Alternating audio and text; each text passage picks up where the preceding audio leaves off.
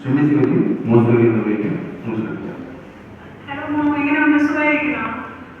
എന്ത് പറയാൻ ശ്രമിക്കും, ഭയങ്കര വിഷമമാണ്.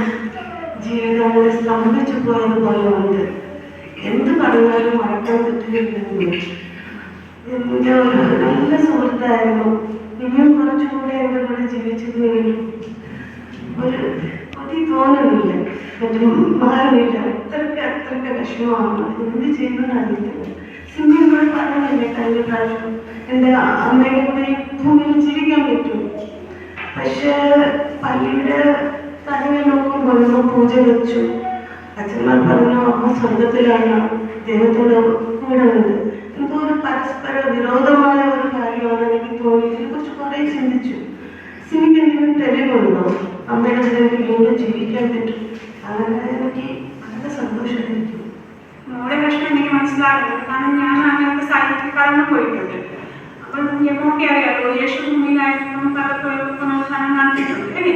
അപ്പൊ യേശു തന്നെ പറഞ്ഞവർക്കാണ് എൻ്റെ മനസ്സിൽ വരുന്നത്, എനിക്ക് ആശ്വസിച്ച ഒരു കാര്യമാണ്. അത് യോഹന്നാൻ 5:28 അധ്യായത്തിലാണ് വാക്യത്തിലാണ്. അത് നമുക്ക് നോക്കാം, ഞാൻ വായിക്കാം. ഇതിൽ ആശയപ്പെടേണ്ടതില്ല, സ്മാരകക്കലയിലുള്ള എല്ലാവരും അവരുടെ ശബ്ദം കേട്ട് പുറത്തിറങ്ങുന്ന സമയമായിരുന്നു. അപ്പോൾ എവിടെയുള്ള ആൾക്കാരാണ് പുറത്തിറങ്ങി പറയുന്നത്? കല്ലറയിലല്ലേ? അല്ലേ? അപ്പൊ കല്ലറ എവിടെയാണ്? ഭൂമിയിലാണോ സ്വർഗത്തിലാണോ? അത് ഭൂമിയിൽ തന്നെ. ഭൂമിയിൽ തന്നെയാണ് അല്ലേ.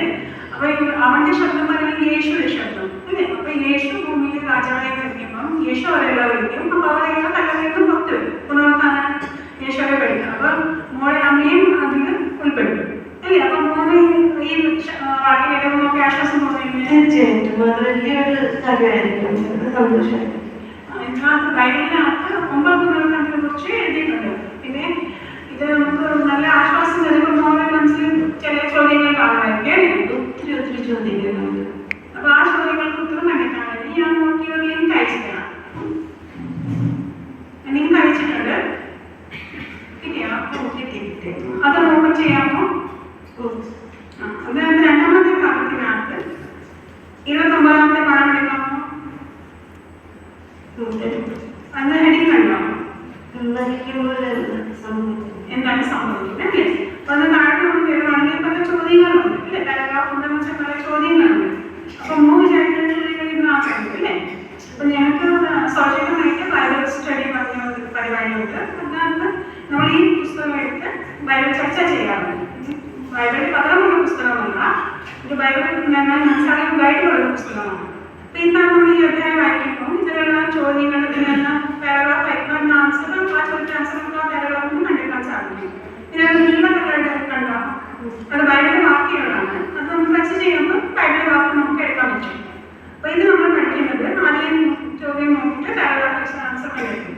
പിന്നെ താഴെ നമ്മൾ വരുവാണെങ്കിൽ ആഴത്തിൽ പഠിക്കാൻ ഒരു ഭാഗമുണ്ട്. ആ ഭാഗത്ത് പല വീഡിയോകളുണ്ട്. ആ വീഡിയോസ് നമ്മൾ പേഴ്സണൽ എക്സ്പീരിയൻസ് ആയിട്ട് നമുക്കുണ്ട്. അപ്പൊ അത് നമ്മൾ കാണുമ്പോൾ മറ്റേ എക്സ്പീരിയൻസ് നമ്മൾ കാണുമ്പോൾ നമുക്ക് ആശ്വാസം തരും. അപ്പൊ അത് അടുത്ത ഭാഗം നോക്കുകയാണെങ്കിൽ 30ാമത്തെ കാണുന്ന സ്ലൈഡ് ചെയ്യും. 30ാമത് കാണുന്ന നോക്കുകയാണെങ്കിൽ അത് ഹെഡിങ്ങാണ്, മറിച്ച് പോയ പ്രിയപ്പെട്ടവർ മെയിൻ ജീവിതത്തിലേക്ക് വരും. അത് നോക്കി ആശ്വസിപ്പിക്കാനുള്ള കാര്യമുണ്ട് അല്ലേ.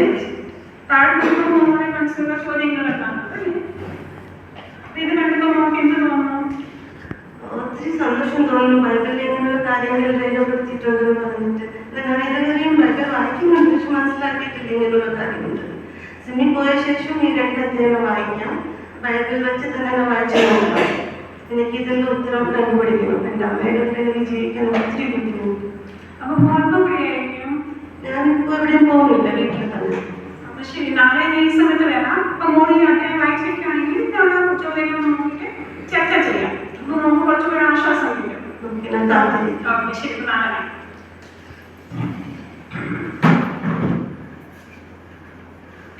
ശുഭസരിക്കും മോശരിക്കുമാണ് നന്ദി. നമ്മൾ വീടുകളോട് പോകുമ്പോൾ ഇതുപോലെ വിഷമകരമായ സാഹചര്യങ്ങളിലുള്ള ആളുകൾ നമ്മൾ കാണുന്നത്. അപ്പോൾ വിഷമകരമായ സാഹചര്യം പറഞ്ഞപ്പോൾ ശുഭിസ് എന്താണ് ചെയ്തത്? ആ മോർച്ച എക്സ്പ്രഷനൊക്കെ നമ്മൾ വിഷമത്തിലൂടെ ചോദ്യങ്ങളാണ്. സോരി അവരുടെ വിഷമം പറഞ്ഞപ്പോൾ തടസ്സപ്പെടുത്താതെ അവർ കേട്ടിരുന്നു അല്ലേ. അത് തന്നെയാണ് അതുകൊണ്ട് നല്ലൊരു ഗുണമാണ് ആ സമയത്ത് പ്രകടമാക്കിയത്.